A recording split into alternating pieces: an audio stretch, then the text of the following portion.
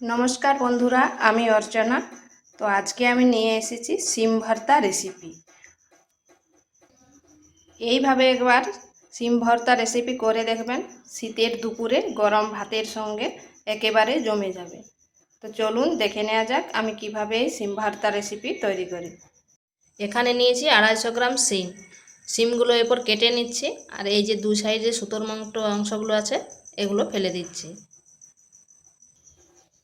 সিমগুলো এইভাবে কেটে নিয়েছি, আর এই দুই সাইডটা এই যে ফেলে দিয়েছি, দু টুকরো করে নিয়েছি আর ভালোভাবে ধুয়ে নিয়েছি। এখানে কড়াইতে জল দিচ্ছি সামান্য, দিয়ে দিচ্ছি সিমগুলোকে একটু আমি ভাপিয়ে নেব।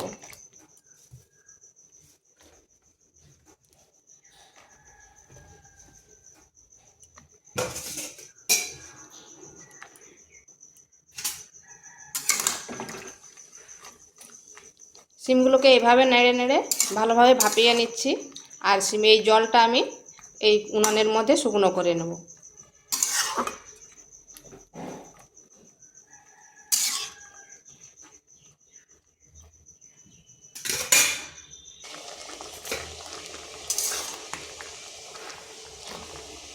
এইভাবে নেড়ে নিতে হবে, না হয় উপরের দিকেরগুলো সিদ্ধ হবে না ভালোভাবে।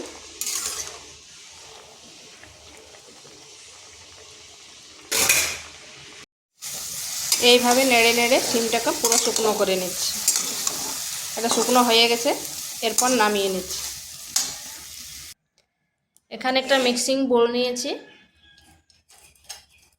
তাতে দিয়ে দিচ্ছি 4 কোয়া রসুন, দুটো কাঁচা লঙ্কা, আর দিচ্ছি হাফ চামচ কালো সরষে।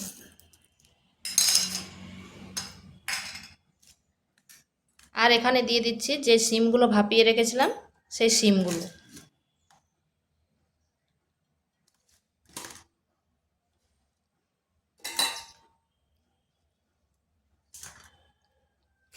এরপর এগুলো একটা পেস্ট করে নিচ্ছি।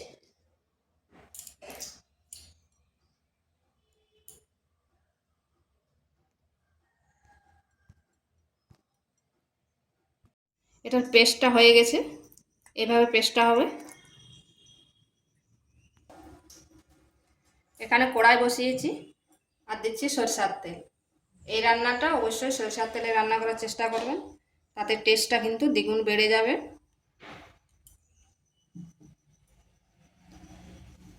আর নিয়েছি একটা বড় সাইজের পেঁয়াজগুলোকে এইভাবে সরু সরু করে কেটে নিয়েছি। এরপর পেঁয়াজটা আমি ভেজে নেব।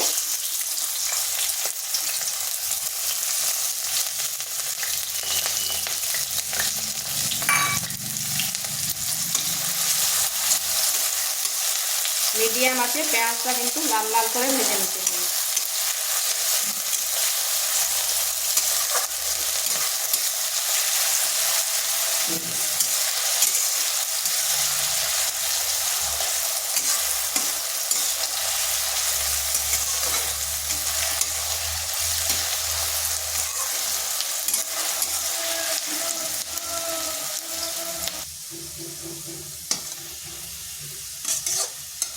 পেঁয়াজটা এইভাবে লাল লাল করে ভেজে নিতে হবে।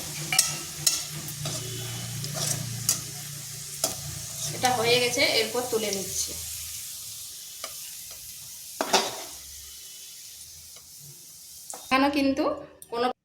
এখানে কিন্তু পেঁয়াজের কোনো টুকরো রাখা যাবে না, কারণ পেঁয়াজের টুকরো রাখলে সেটা পুড়ে গিয়ে আলাদা একটা গন্ধ তৈরি হবে। আর এখানে দিচ্ছি 3টা শুকনো লঙ্কা। শুকনো লঙ্কাগুলো কিন্তু লাল লাল করে ভেজে নিতে হবে, আর তার মধ্যে আমি 2টো শুকনো লঙ্কা তুলে নিচ্ছি।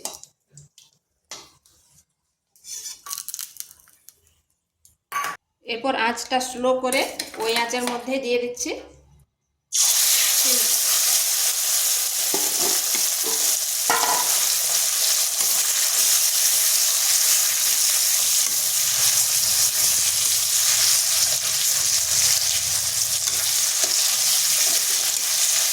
এখানে কোনো জল দেবো না, সিমটা এইভাবে ভালোভাবে কষিয়ে নিচ্ছি।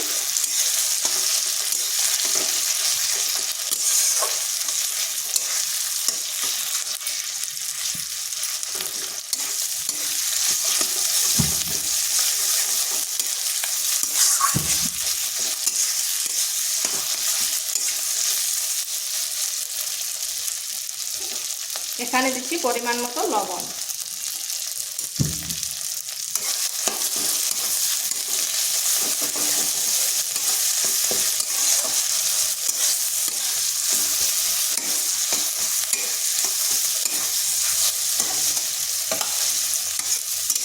এইভাবে অনবরত নাড়তে হবে। আর সিমের যে একটা জল জল ভাব থাকবে সেটা কড়াইয়ের মধ্যে শুকনো করে নিতে হবে।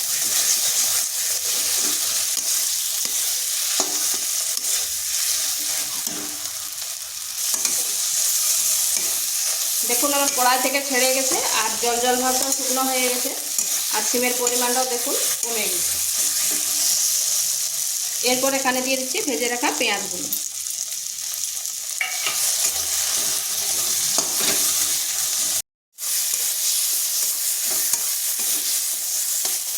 এরপর যে ভাজা লঙ্কাগুলো তুলে রেখেছিলাম সেগুলোকে এইভাবে গুঁড়ো করে নিয়েছি, এরপর দিয়ে দিচ্ছি। যে কোনো ভাতটায় যদি এইরকম শুকনো লঙ্কাকে ভেজে করে মিশিয়ে দেওয়া হয় এর খেতে কিন্তু অসাধারণ লাগে।